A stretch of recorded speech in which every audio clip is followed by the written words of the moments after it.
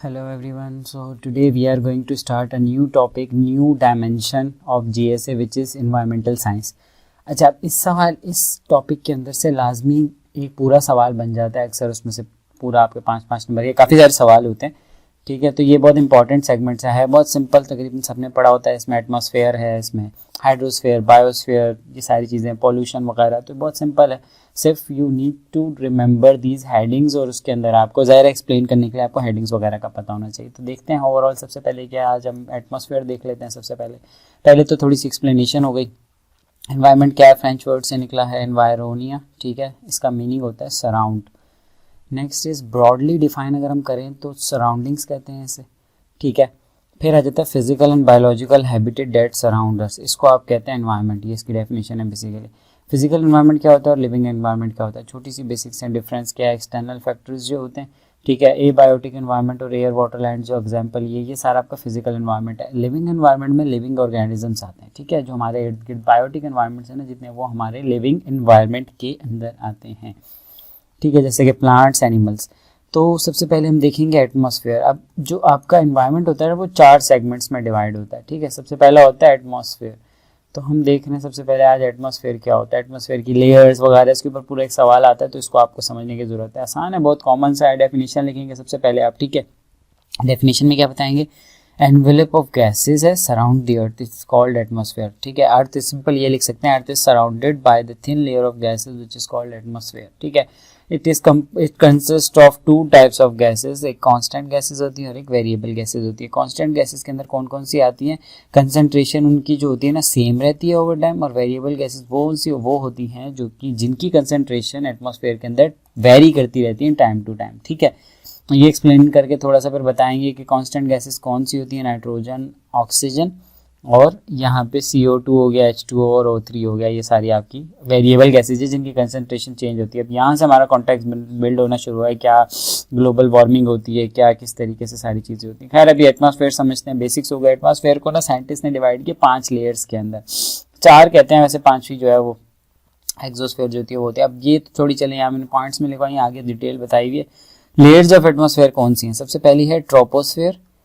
ठीक है, फिर है स्ट्रेटोस्फेयर, फिर मीजोस्फेयर, फिर थर्मोस्फेयर और फिर देन एक्सोस्फेयर. ठीक है, अब ये देखते हैं एक एक करके. आपको सारों के ऊपर थोड़ा थोड़ा लिखना है. 5 नंबर के 5 लेयर्स को लिखने के लिए आपको आनी चाहिए, पॉइंट्स आने चाहिए, एक आर्गुमेंट्स आपको पता होनी चाहिए. वैसे एक डायग्राम नीचे बनी हुई है फाइनल, उसमें से सब कुछ कवर हो जाएगा, लेकिन हम थोड़ा सा इसको देख लेते हैं.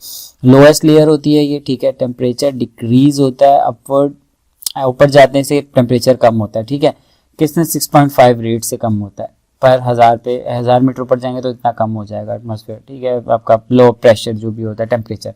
फिर क्या है, troposphere contain 75% of all the air in the atmosphere. सारी एयर जो है 75% ट्रोपोस्फेयर में होती है और almost all the water vapours भी इसी में होते हैं. Commercial airplanes and parachutes occur in troposphere. ये सारे जो कमर्शियल एयरपोर्ट्स, पैराशूट इसी में होते हैं. ठीक है, average height of the troposphere is 20 kilometre तक जाती है. ये 6 से लेकर 20 तक जाती है. ठीक है, और 17 kilometre in the mid latitude, 6 kilometre in the polar region. खैर, ये तो डिवीजन बताई हुई है, इसको देख लें.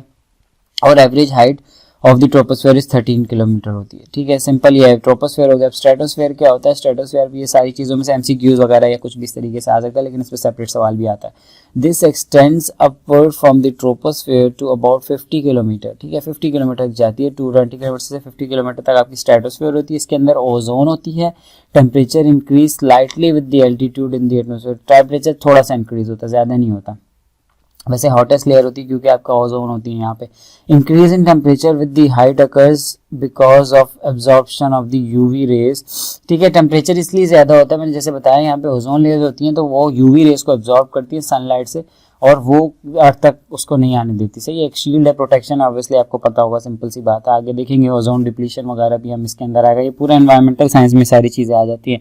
अच्छा, एब्जॉर्ब करती है यूवी रेज, ये तो हमने देख लिया है. Supersonic plates and weather balloons and ozone layer जो होती है ना वो आपकी स्ट्रेटोस्फेयर में होती है. तो ये आपको पता होना चाहिए. पहले बताना है उसकी हाइट कितनी है, क्या उसकी रेंज है, फिर बताना है उधर क्या क्या मौजूद होता है, टेम्परेचर वगैरह का बताना है, और फिर उसके आगे हमने बताना है कि उस लेयर के अंदर क्या क्या चीज़ें होती हैं. ठीक है, ये तो हो गया. नेक्स्ट है मीजोस्फेयर. मीजोस्फीयर क्या होता है, मीजोस्फीयर द लेयर फ्रॉम 50 से 85 किलोमीटर चला गया। पहला हमने 20 तक देखा, 20 से 50 देखा, 50 से 85 देखा है, जो कि मीजोस्फीयर है। Temperature decreases as altitude, altitude बढ़ेगा तो टेम्परेचर इसका कम होगा। कोल्डेस्ट लेयर ऑफ एटमॉस्फेयर है, टेम्परेचर रिड्यूसेज अप टू -90 तक चला जाता है इसका, ठीक है। थर्मोस्फेयर आ जाती है, वो 80 किलोमीटर के बाद स्टार्ट होती है, ठीक है। टेम्परेचर बिगिंस टू राइज, इस पर टेम्परेचर राइज होना शुरू होता है। पोलर लाइट, स्पेसक्राफ्ट और सैटेलाइट्स यहाँ पे मौजूद होते हैं। सिंपल एक्सोस्फेयर हो गया आपका लास्ट वाली, इसके आगे वो बिल्कुल 10,000 किलोमीटर तक। ये सिंपल एक डायग्राम बनी है, इसमें सारी चीज़ें कवर हो रही है। देखें, ये अर्थ है मिसाल के तौर पे। ट्रोपोस्फेयर के अंदर आपको बताया 6 से 20 किलोमीटर इसकी हाइट हो गई। इसका टेम्परेचर -15 से 50 तक जाता है। इसके अंदर क्लाउड्स होते हैं, इसके अंदर बैलून्स होते हैं, इसके अंदर स्पेस क्राफ्ट भी होते हैं, ठीक है। ये एक डायग्राम डिपिक्ट करिए। दूसरी लेयर आ जाती है आपकी स्ट्रेटोस्फेयर। स्ट्रेटोस्फेयर के अंदर जो होता है ना, वो आपकी ओजोन लेयर होती है और इसकी जो हीट होती है वो 30-50 तक चली जाती है और 50 किलोमीटर इसकी रेंज होती है, हाइट होती है।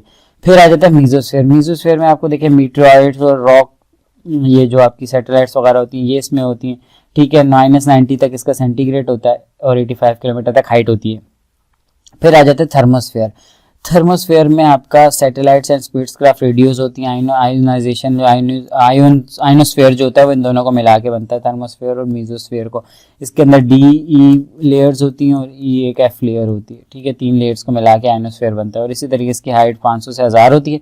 और लास्ट लेयर जो होती है एक्सोस्फेयर, उसकी 10,000 किलोमीटर तक हाइट होती है। ये स्यूडो लेयर होती है बेसिकली, इतनी इसमें मतलब ये 4 तक डिफाइंड लेयर्स हैं, उसके बाद 5वीं तो एक वो है, मतलब बस इसको डिस्टिंक्ट किया हुआ है कि 5वीं लेयर है। इधर सैटेलाइट्स होती हैं, हीलियम और हाइड्रोजन की प्रेजेंस होती है। तो ओवरऑल ये एक हेड डायग्राम आप याद कर लें तो आपको 5 लेयर्स याद हो जाएंगी। सही। आयनोस्फीयर जैसे हमने देखा कि it's important because it reflects and modifies radio waves, जो कम्युनिकेशन होती है वो आयनोस्फीयर के थ्रू होती है, ठीक है। इंपॉर्टेंस में सिंपल सस्टेन लाइफ करती है अर्थ पे। ये आपकी जो आपका एटमॉस्फेयर है, सोलर एनर्जी को, हीट को लेती है, एब्जॉर्ब करती है, यूवी रेज ब्लॉक करती है। सिंपल यार, इंपॉर्टेंस तो सबको पता ही क्या होती है एटमॉस्फेयर की। तो सिर्फ आपको सिर्फ डेटा लेयर्स का पता होना चाहिए एटमॉस्फेयर का और उसकी थोड़ी सी एक्सप्लेनेशन, ठीक है। Thank you so much.